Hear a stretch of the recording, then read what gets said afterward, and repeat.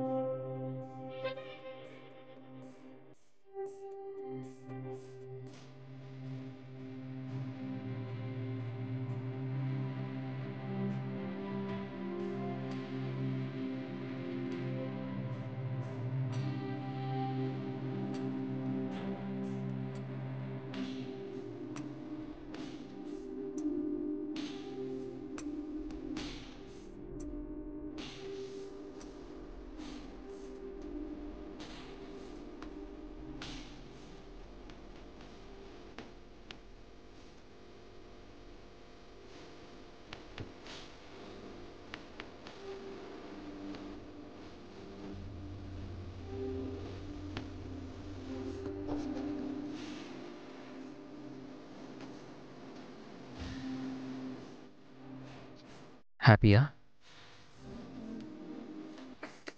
మాటల్లో చెప్పలేనంత ఆనందంగా ఉంది.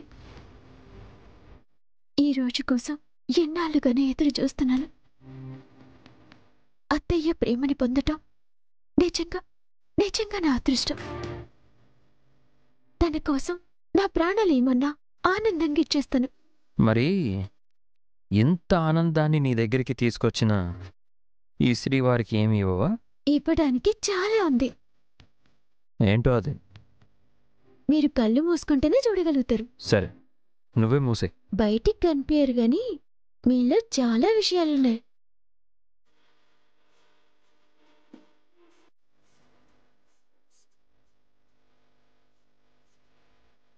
అంతేనా?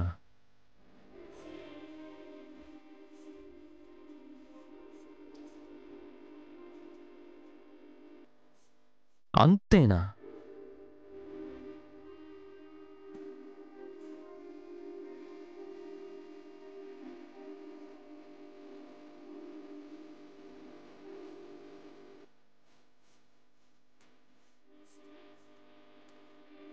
ఐ లవ్ యూ అండి. I love you so much.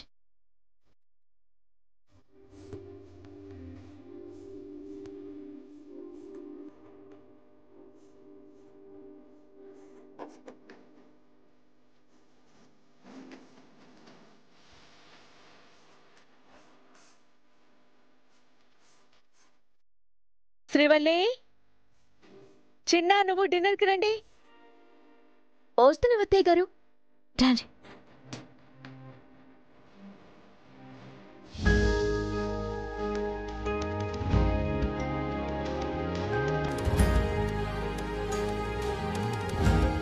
పిల్లలకిష్టమైన అన్ని వంటలు నేనే స్వయంగా చేశానండి. ఒక్కటి కూడా వదిలిపెట్టకుండా అన్నీ తీసుకొచ్చి పెట్టండి. నేనిక్కడ ఇంతగా చెప్తూ ఉంటే మీరలా రాయిలా నిలబడి చూస్తున్నారేంటి? నీ మొహంలో ఈ ఆనందం చూసి ఎన్నాళ్ళైందో దేవకి. నా ఆనందం ఈ ఇంటికి తిరిగొచ్చేసింది కదండి. సరే సరే, చూసింది చాలు కానీ అబ్బాయి వాళ్ళు వచ్చేస్తారు, ఇవన్నీ సరితేద్దాం.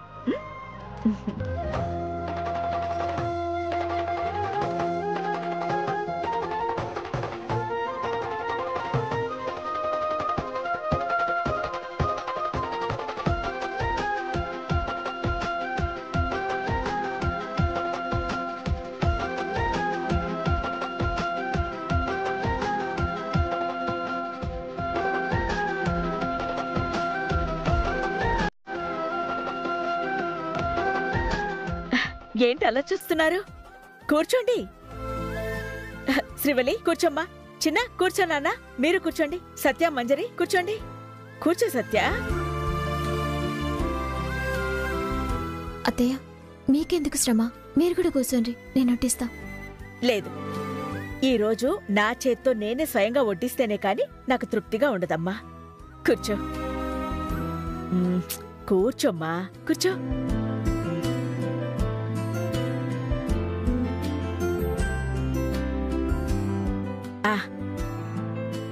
చిన్న, నాలాగే నీకు కూడా ముద్దపప్పులో నెయ్యి వేసుకుని తిన్న చాలా ఇష్టం కదా.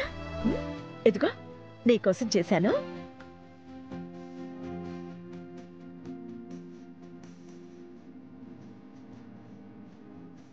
ఒక్క ముద్ద కూడా వదిలిపెట్టకుండా తినాలి, సరేనా?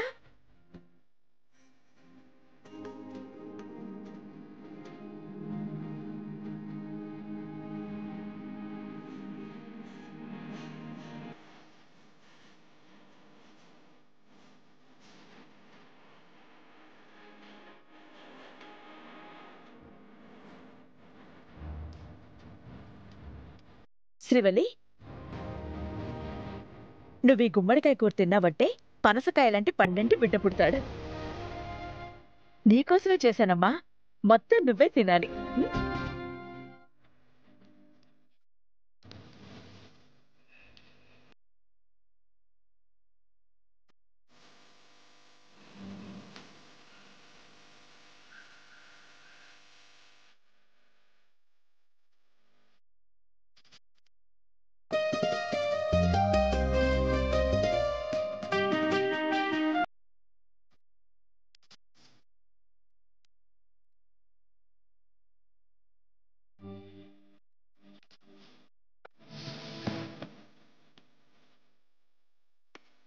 అదేంటమ్మా, ఏమైంది? నీకిక్కడ నచ్చలేదా?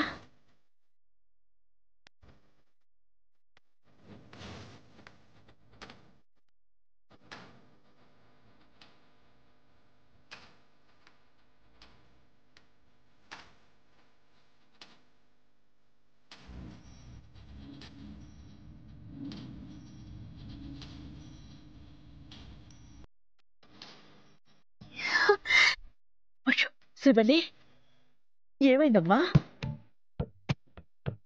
ఏంటి కన్నీళ్ళు?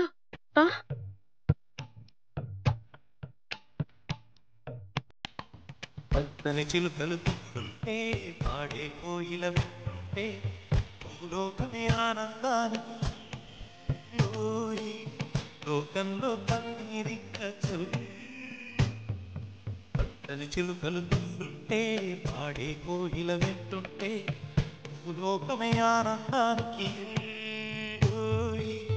లోకంలో కన్నీరింక చదువు. గుండెలోనే స్వర్గముందిలే, అరే చిన్ని గుండెల్లో నా ప్రేమ ఇంకిపోదులే. కన్నీళ్ళు కాదత్తయ్య, ఆనంద బాష్పాలు. కళ్ళ కూడా ఊహించిన స్వంటి ఆనంద కళ్ళ మొక్కటి కనబడేసరికి తట్టుకోలేకపోతున్నాను. పిచ్చిపిల్ల, నీ మంచితనాన్ని నేనే ఇన్నాళ్ళు గుర్తించలేదు. సరే సరే, కూర్చో,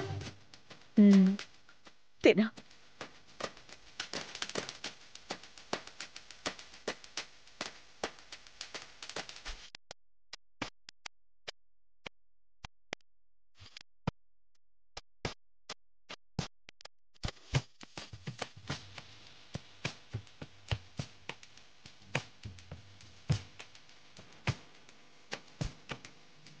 అందరి విన్నే ఆనందం, అంతే మన్నే ఆనందం.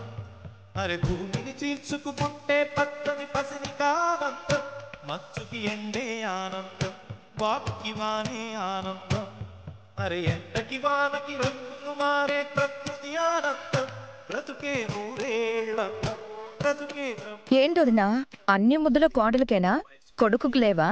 మా వారికి నేను తినిపిస్తాను. ఆనందమానంద పచ్చని చిలుకలు తోడుంటే పాడే కోయిల వింటుంటే లోకమే ఆనందానికి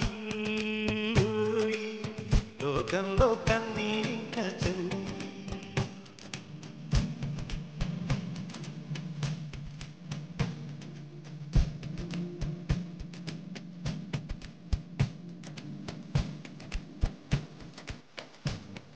చిన్న, ఇదిగో నా చేత్తో కూడా తిను. శ్రీవల్లి,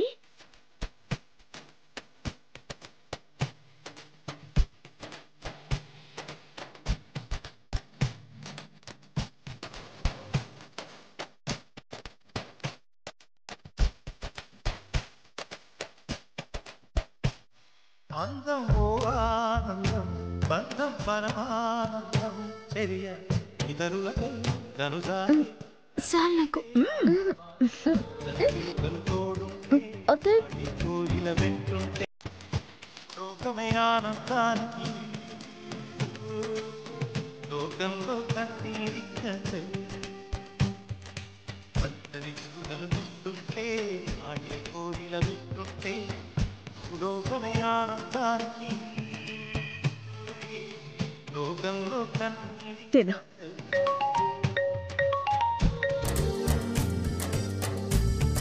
హలో ప్రెసిడెంట్ గారు, బాగున్నారా? నేను బాగున్నానమ్మా.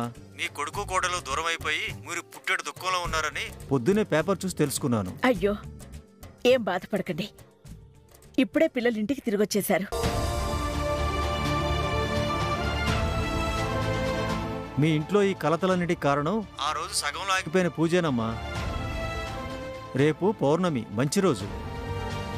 అమ్మాయిని అబ్బాయిని మన ఊరికి ఒకసారి తీసుకొచ్చి ఆ పూజ పూర్తి చేస్తే నీకంతా సంతోషంగానే ఉంటుంది. సమయానికి బాగా గుర్తు చేశారు ప్రెసిడెంట్ గారు. రేపే తీసుకొస్తాను. కావలసిన ఏర్పాట్లన్నీ చూడండి. అలాగేనమ్మా. శ్రీవల్లి, చిన్న, రేపు మనందరం మన ఊరు వెళ్తున్నా. ఉదయాన్నే లేచి తొందరగా రెడీ అవ్వండి. సరే అమ్మా. తిను. ఇంకేం వడ్డించను?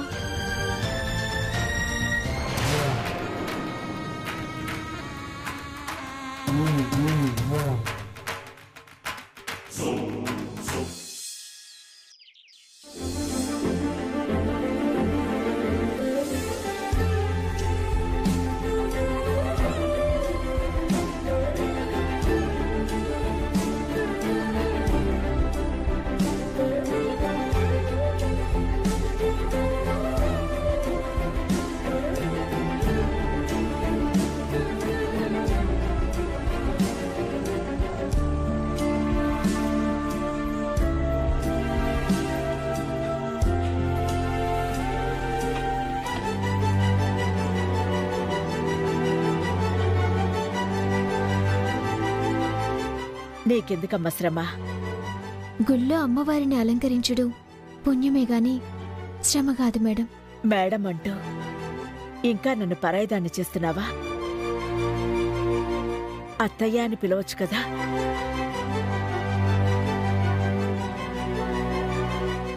అట్నే అత్తయ్య.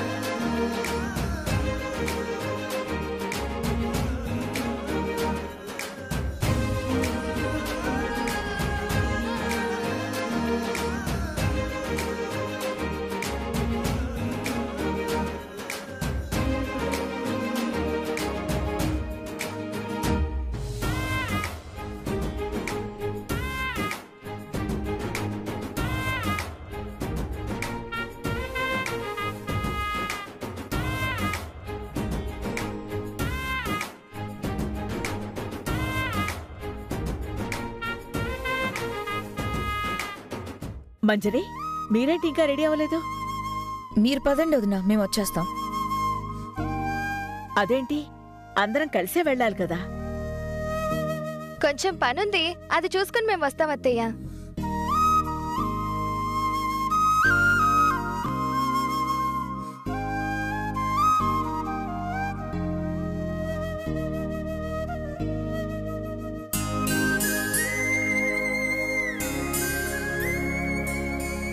మీ ఇద్దరిని ఇలా చూస్తుంటే అత్తా కోడళ్ళలా కాదు, అక్కా చెల్లెలలా ఉన్నారు.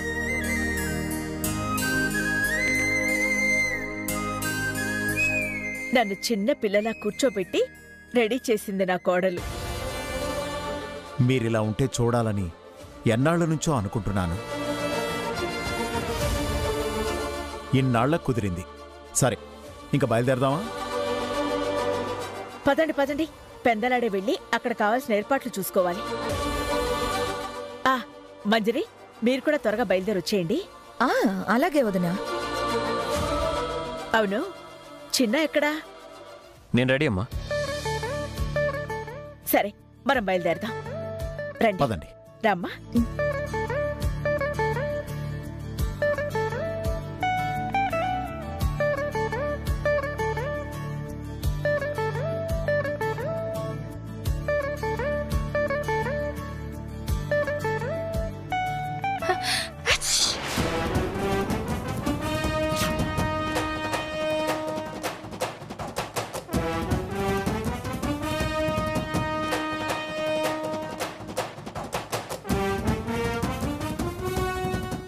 సారీ అత్తయ్య, పొరపాటున తుమ్మేశాను.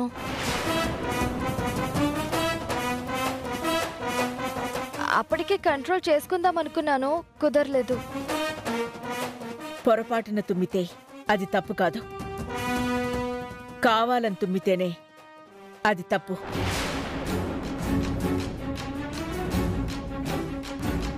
నిజంగా పొరపాటునే తుమ్మానత్తయ్య.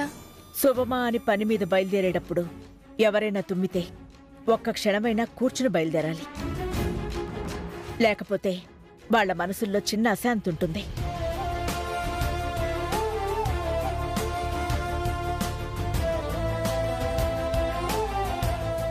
రండి, కాసేపు కూర్చుని వెళ్దాం. రండి.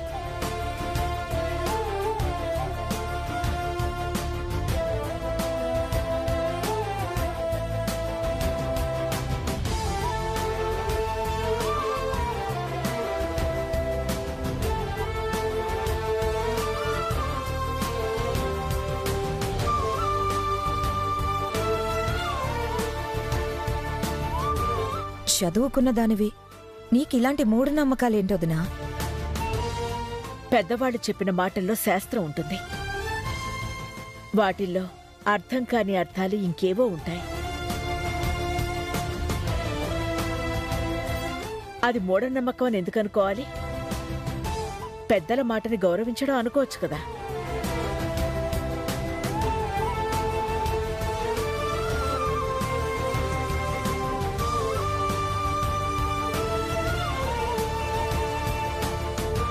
ఇక బయలుదేరదాం.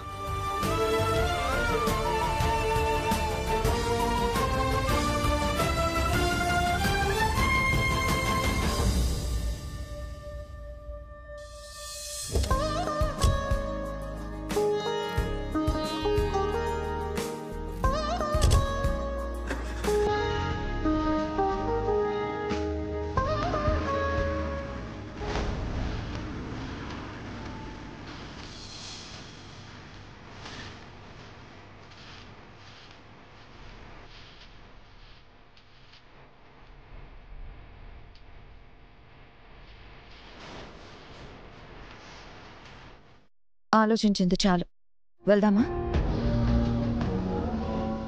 మనం అనుకునేది తప్ప అన్నీ జరగడం ఈ ఇంట్లో ఆనవాయితీ అయిపోయింది. ఆలోచించి బాధపడ్డం తప్ప చేసేదేముంది? చెయ్యాలి, అనుకున్నది అయ్యే వరకు చెయ్యాలి. ఇంకా నీకు నమ్మకం ఉందా? నాకైతే లేదు. నేను చెప్పింది చేస్తే అదే అవుతుంది. ఏంటది?